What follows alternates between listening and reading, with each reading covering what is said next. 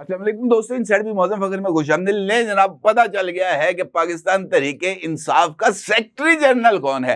क्योंकि पाकिस्तान तहरीके इंसाफ के secretary general के इशू को लेकर तो जनाब बहुत ही ज्यादा इबहाम पाया जा रहा है। क्योंकि पाकिस्तान तहरीके इंसाफ सलमान अकरम राजा को सेक्रेटरी जनरल मानती है, जबकि सलमान अकरम राजा जो हैं वो सेक्रेटरी जनरल बने हैं इस वजह से कि उमर अयूब खान साहब ने सेक्रेटरी जनरल के तौर पर अपने ओहदे से इस्तीफा दिया। क्योंकि उमर अयूब खान साहब गौहर अयूब के साथ ये जो इंट्रा पार्टी इंतखाबात हैं जो कि इस वक्त इलेक्शन कमीशन में जेर समात हैं, उन इंतखाबात के नतीजे में सेक्रेटरी जनरल के ओहदे पर फायज हुए थे। लेकिन आज पता चला है कि पाकिस्तान तहरीके इंसाफ का सेक्रेटरी जनरल ना तो उमर अयूब खान है और ना ही सलमान अकरम राजा, बल्कि इस बात का इंकशाफ और एतराफ सामने आया है कि रिकॉर्ड में, और रिकॉर्ड वो भी जो इलेक्शन कमीशन ऑफ पाकिस्तान के रूबरू मौजूद है, पाकिस्तान तहरीके इंसाफ का सेक्रेटरी जनरल हैं जनाब असद उमर साहब।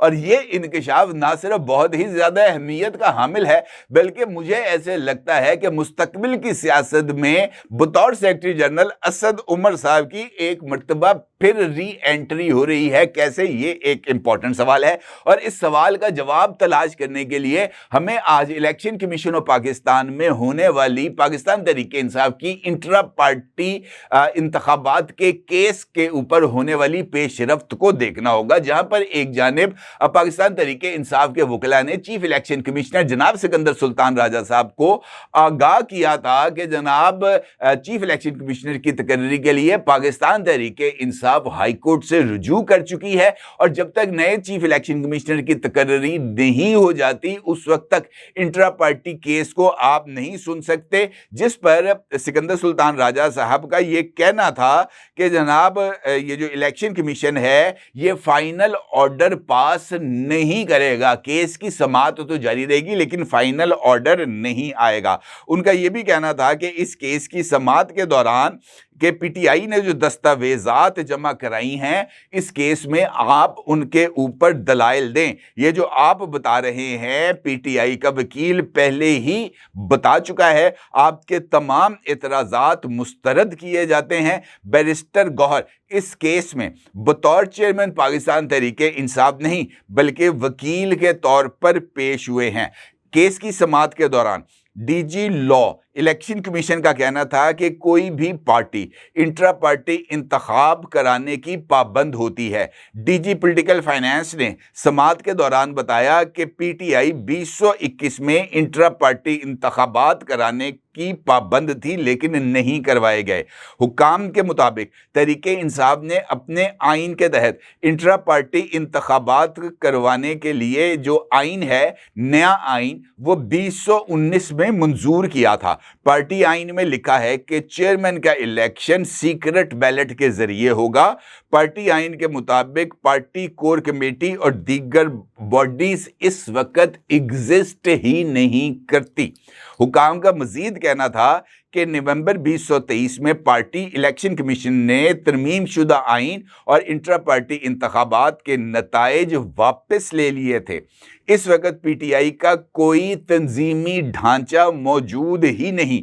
जनरल बॉडी इजलास में एक करारदाद के जरिए पीटीआई ने चीफ ऑर्गेनाइजर मुकर्रर किया। पीटीआई के आइन में जनरल बॉडी का कोई जिक्र ही नहीं। करारदाद में लिखा गया है कि पार्टी की नेशनल काउंसिल भी मौजूद ही नहीं।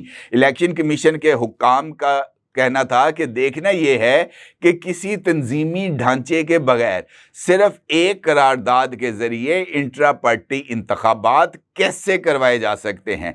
हमारे रिकॉर्ड के मुताबिक party secretary general Asad Umar हैं, लेकिन इस ओहदे पर अब नामजदगी सलमान अकरम राजा की गई है, और पार्टी आइन के मुताबिक सेक्रेटरी जनरल का ओहदा भी सीक्रेट बैलेट के जरिए इंट्रा पार्टी इंतखाबात में ही मुकर्रर किया जा सकता है, नामजदगी के जरिए नहीं।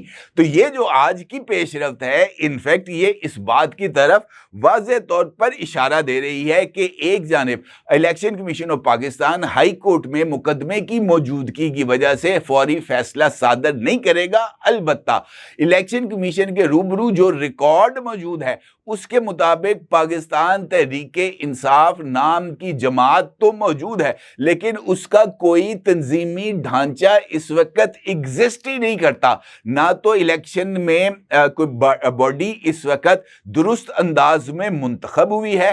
جس باڈی کے ذریعے الیکشنز کرائے گئے, پارٹی کے آئین کے مطابق جنرل باڈی کا کوئی کانسیپٹ ہی موجود نہیں ہے. اور اس کے ساتھ ساتھ جو امپورٹنٹ ایسپیکٹ اس سماعت کے ذریعے سامنے آ رہا ہے وہ خود انٹرا پارٹی انتخابات کے لیے پارٹی آئین کی خلاف ورزی ہے. تو مجھے آج کی سماعت میں اس بات کا واضح طور پر امکان نظر آ رہا ہے کہ یہ جو انٹرا پارٹی انتخابات ہیں پاکستان تحریک انصاف کے, یہ بھی مسترد ہوں گے اور جو تمام اقدامات اور فیصلے سلمان اکرم راجہ یا عمر ایوب نے بطور سیکرٹری جنرل لیے, یا وہ تمام اعلانات یا فیصلے جو بیرسٹر گوہر خان نے بطور چیئرمین پاکستان تحریک انصاف لیے ہیں, وہ تمام کے تمام فیصلے بھی جناب کھو کھاتے جائیں گے. کیونکہ الیکشن کمیشن کے ریکارڈ کے مطابق اس وقت جو پارٹی کا سیکرٹری جنرل ہے وہ اسد عمر ہے. دوسرا امپورٹنٹ ایسپیکٹ, اور وہ میرا خیال ہے کہ پاکستان تحریک انصاف کے لیے ایک بہت بڑے صدمے کا سبب بنے گا, کیونکہ اگر پاکستان تحریک انصاف کا تنظیمی ڈھانچہ ہی موجود نہیں ہے تو تنظیمی ڈھانچے کی عدم موجودگی میں پاکستان تحریک انصاف مخصوص نشستیں حاصل کرنے کی اہل بھی نہیں ہے. اگرچہ سپریم کورٹ آف پاکستان نے جو اکثریتی فیصلہ دیا تھا, اس اکثریتی فیصلے کے تحت پاکستان تحریک انصاف کو مخصوص نشستوں کا اہل قرار دیتے ہوئے الیکشن کمیشن کو کہا گیا تھا کہ جناب ان سے فہرستیں لیں اور جناب مخصوص نشستیں ان کو الاٹ کر دیں. لیکن سماعت میں جس میں آج پارٹی کا ریکارڈ اور آئین پیش کیا گیا ہے, یہ بات واضح ہے کہ پارٹی کے اندر کوئی تنظیمی ڈھانچہ ہی موجود نہیں, اور تنظیمی ڈھانچے کا موجود نہ ہونے کے سبب کسی طرح کی کوئی فہرست نہ تو الیکشن کمیشن میں جمع کرائی جا سکتی ہے اور نہ ہی الیکشن کمیشن اس فہرست کو آئینی اور قانونی مانتے ہوئے سپریم کورٹ آف پاکستان کے فیصلے پر عمل کر سکتا ہے. لہذا جب پارٹی ہی موجود نہیں, پارٹی کا کوئی عہدے دار ہی موجود نہیں, تو کس بنیاد پر کوئی بھی بندہ پارٹی کے امیدوار کے لیے ٹکٹ جاری کر سکتا ہے, اور کس بنیاد پر پارٹی کو